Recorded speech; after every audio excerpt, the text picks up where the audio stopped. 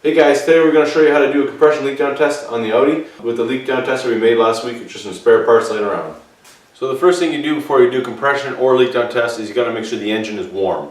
So we fired this thing up, let it idle for about 10-15 minutes and got up to operating temperature. So now we're ready to go. Everybody knows the next step. Take the spark plugs and the coils out. Easy peasy. Okay, so this is the compression tester we'll be using.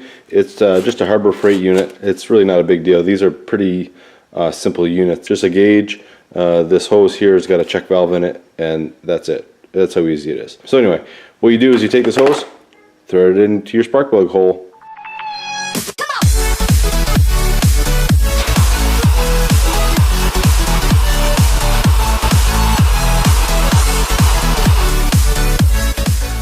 Okay, so essentially what you got to do is you got to crank it until the needle pretty much stops moving, which in this case happens to be 130 psi. Now you make a quick chart like this, cylinders 1 through 8, and you write down each of the compression numbers. What you're looking for here is continuity between the 8 cylinders, or 6 or 4, or whatever you have in your vehicle.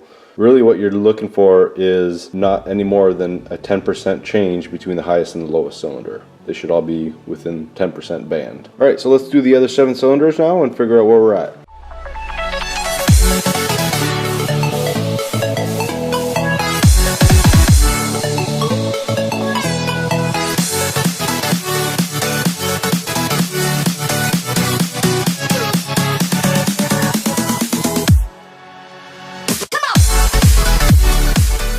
Okay guys, so here's the results from the compression test. You can see that cylinder 3 and cylinder 6 are a little bit low on compression. So you can see the highest cylinder is at 140 psi and the lowest cylinder is at 110. So that's way more than 10% variance. So that warrants further investigation into why cylinder 6 is low. In this case, we're going to use either 1, a boroscope, or 2, a leak down tester. We just happen to have a leak down tester that we built last week, so we might as well give it a shot. So it's the same idea. The engine still needs to be warm. So if your compression test took you a really long time to perform, then you're going to want to put the plugs back in, warm the engine back up so it's accurate. So after that, you take the leak down tester, same as a compression tester, you just thread the end of it into the spark plug hole. Alright guys, so before we get into the actual leak down test, let's get into some of the basics here. So for a leak down test, your cylinder that you're testing has to be a top dead center and has to have both the intake and the exhaust valves closed.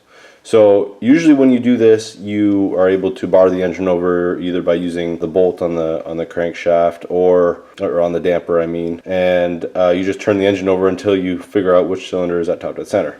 Now we don't have the luxury of doing that on an Audi because they're geniuses, and they push the engine all the way forward so that they can fit the all-wheel drive system. Anyway, alright, so how we're going to get around this is we're going to use the air pressure that we're going to generate in the cylinder, and knowing the firing order, we're going to be able to push one of the cylinders down to bottom dead center, and then there's going to be somewhere else in the engine that you're going to be at top dead center in the compression stroke.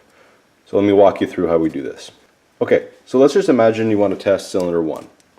You have no idea where cylinder 1 is in the rotation.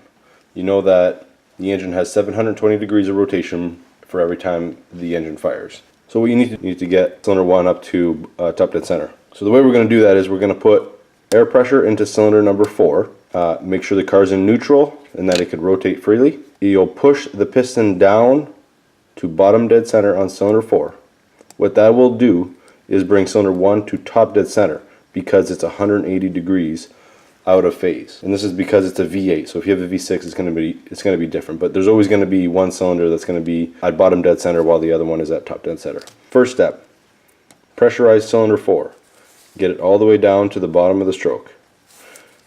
You can attempt a leak down test. You're going to put the transmission in gear and leave it in gear. And that way when you pressurize that cylinder, you're not going to move that piston up and down the bore. If it comes back and your leak down is extremely high, chances are you're on the exhaust stroke. What you want to do at that point is take the transmission out of gear, let cylinder 1 go all the way down to the bottom of its stroke, and then again pressurize cylinder 4 and bring it back down to the bottom dead center. That way you did one full engine rotation. You're going to get cylinder 1 back up to that compression stroke, top dead center. Make sure you put it back in gear, and then you can repeat the test again. So this method is definitely a lot longer, but if you don't have a way to rotate the engine by hand, like these European cars, most of them are just so compact that you just can't get to them without taking the bumper off. This is a surefire way to do it. Okay guys, so this is how it's supposed to work. Right now we have cylinder 4 at top dead center. Just to give you guys an example, I put a rod into cylinder 6. So cylinder 6 is 180 degrees out of phase.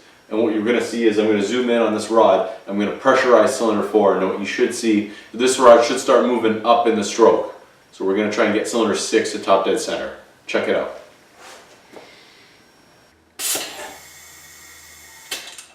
So you guys see how quick that was? Now we're ready to test cylinder number 6. Easy as that. Alright, so this is what it looks like when the cylinder is at top dead center, but it's on that exhaust stroke. Check it out. Got 100 psi here, and you got absolutely nothing on this side. Okay, so if cylinder 2 is on the exhaust stroke, then that means cylinder 8 is going to be at top dead center on the compression stroke. So let's just take this out of cylinder 2 and screw it into cylinder 8. And there you go. She's at less than 5% leak down on cylinder 8. Pretty good. So I still need to do leak down on cylinder 2 now. So what we're going to do is I'm going to go in the car, take the car out of gear, put it in neutral, and then we'll pressurize cylinder 8 again. And that way you can see this bar come up. Alright, so here we go. I'm about to pressurize cylinder number 8. There you go. Now cylinder 8's at the bottom. Cylinder 3 is now at the top dead center.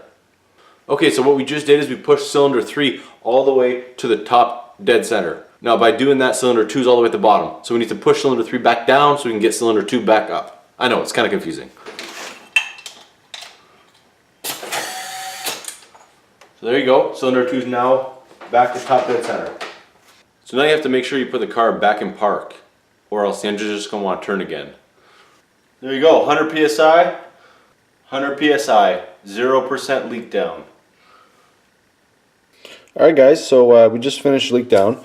You can see cylinder 1 and cylinder 5 are a little bit on the high side, but I ended up boroscoping those two cylinders and I can't see any scoring, nothing wrong with the cylinder walls or anything in the piston that would indicate a high leak down. So with cylinder 5, I did hear the air coming out of the intake. So if I opened the throttle body, I could really hear a lot of air coming out of there. So I know this is probably 1 or 2 or 3. You know, these things have 3 intake valves. Could be not sealing properly, possibly. Anyway, not a big deal. It's only 12%. I'm not too worried about it. You know, you want to stay under 20% for leak down. So another thing I noticed when I had the spark plugs out is that they were the incorrect plugs for this engine. So see there's 4 prongs and the one on the right is only 3 prongs. So this one here is the one that's supposed to be in the engine. This one here is supposed to be in an RS4. Not the same vehicle. So I don't know if that's part of it, but I'm going to go ahead and replace all the spark plugs while I have them out. Easy peasy.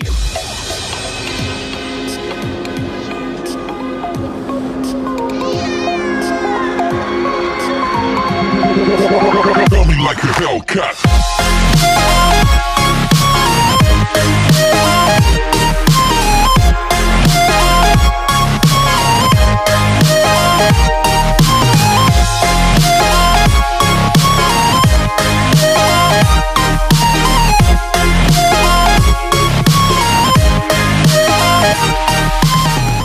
Alright guys, all we gotta do now is get in the car, start it up, make sure we have no issues, no coolant leaks, no nothing. So let's do it.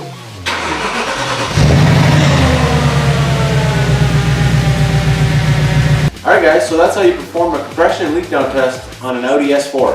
If you want to see how to make one of these for yourself, all you gotta do is click the link right up here in this corner and you'll be set. It's really simple. Thanks for watching, make sure you subscribe.